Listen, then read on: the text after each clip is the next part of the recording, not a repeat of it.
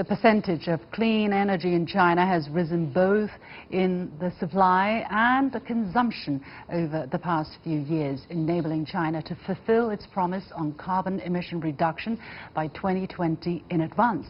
That's according to a white paper on energy released by China on Monday. But coal remains the basic energy source. How can China wean itself off coal while pursuing quality growth? What's at stake for China and the world? Joining me via Skype from Manila, the Philippines, is ZHAI YONGPING, Chief of Energy Sector Group at the Asian Development Bank, and from Rome, Italy, FRANCESCO, SISCI, Senior Researcher at the Center for European Studies at Renmin University. Gentlemen, welcome to The Point. According to the white paper, China's primary energy production in 2019 reached 4 billion tons of standard coal, making it the world's largest energy producer. Annual production of coal and crude oil was relatively stable, but renewable energy resources have expanded much faster, with energy generation from hydropower, wind power and solar power each topping global rankings. So, Mr. ZHAI, or Mr. SISCI, rather, let me go to you first. How do you interpret China's current energy structure and the overall picture we're seeing of the growing trend of non-fossil fuel consumption and production? Well, it is important, very important, both for China and the world. For China, because China has been paying in the past years a huge price in terms of pollution. And this pollution is going to cost China a lot of money, a lot of resources, health, because of the damage inferred. So to try, as you said, to wean out China out of this situation, it makes a lot of economic sense. Moreover, I would say trying to have a new sensitivity towards green energy could prove a major international card. We know that President Biden is very sensitive, very attentive to the environment.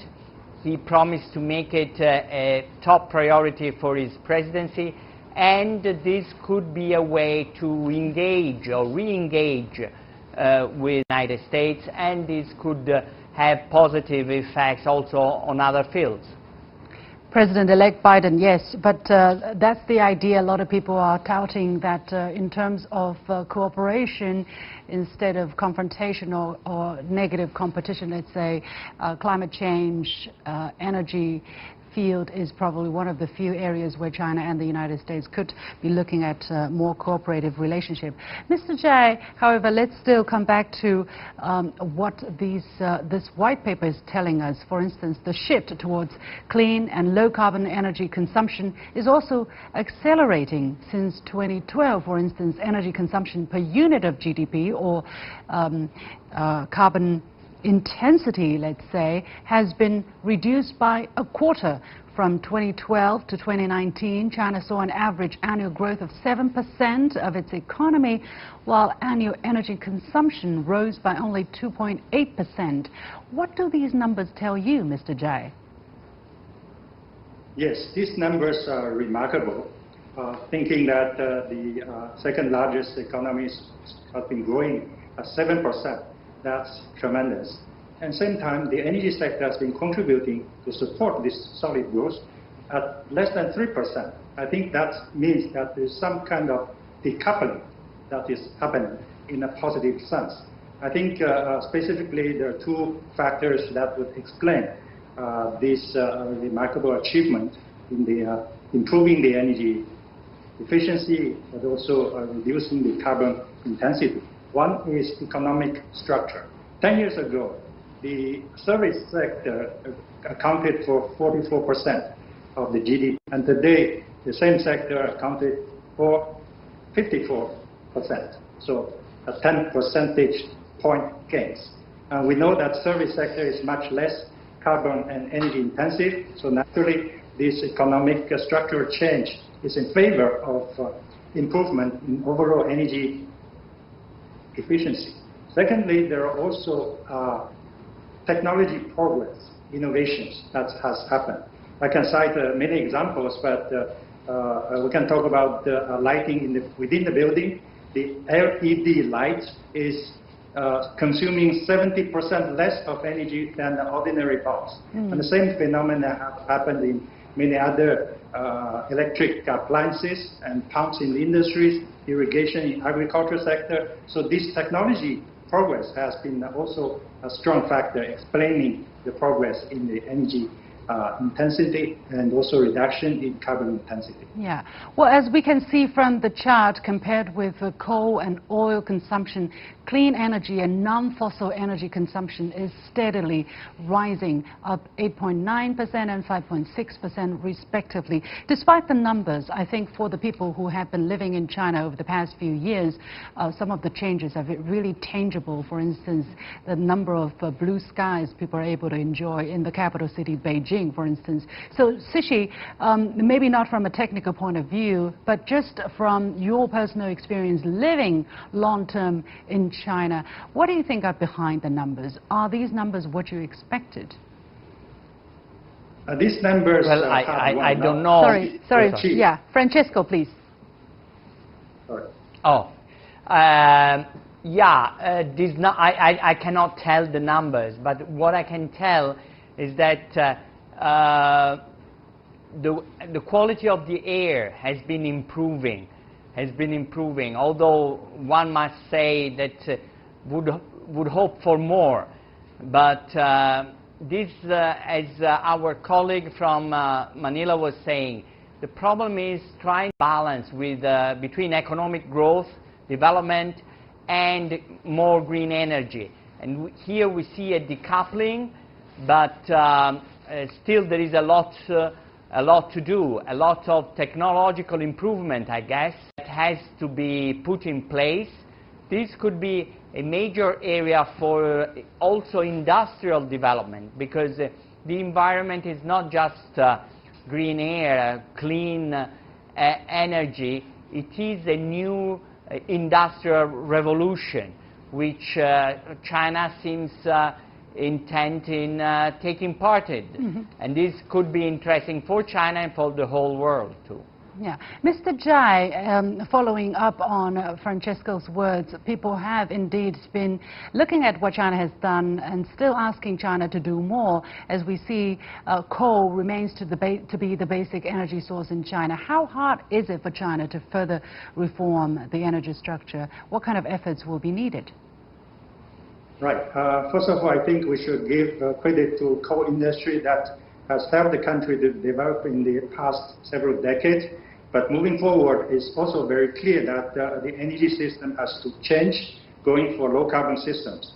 I think the harder question is how to replace coal when coal is still 57% of overall energy consumption in China, and bring it down much lower, and whether there are technical solutions to do that. I think there's no one single source of energy that would do that job, but a mixture of solutions. Yeah. I can cite solar energy, wind energy, hydro energy, but also let not forget nuclear power. It's carbon free. Well, some people have been saying, look, China has done a relatively good job so far in meeting the targets that it sets for itself. For instance, in the 2015 Paris Climate Change Conference, where I was, China announced in its action plan that by 2030 to lower the carbon emission intensity by 60% to 65% from 2005 level. And earlier in December, in this past December, President Xi Jinping said China will cut its carbon emission intensity by more than 65% from 2005 levels by 2030. ZHAI, what makes China able to commit to more ambitious targets? This is one thing. Secondly, could China have done more? Can China still do more? Because that is the question a lot of international observers are also asking. First of all, between now and 2030, there's one major economic event that will happen in the world. That means China will become a high-income country in the world, and probably China will become the largest economy in the world in 10 years' time, more or less. So by that time, if China continued this path of high carbon intensity economy, and that would not work. So to make sure that the economy works together with low carbon transition, I think it's timely to fix a more ambitious target for 2030 in reducing carbon emissions. Otherwise, this would be outside any range that people can imagine. So first of all, the economic ambition and the climate ambition, these are consistent for China, but also good for the world.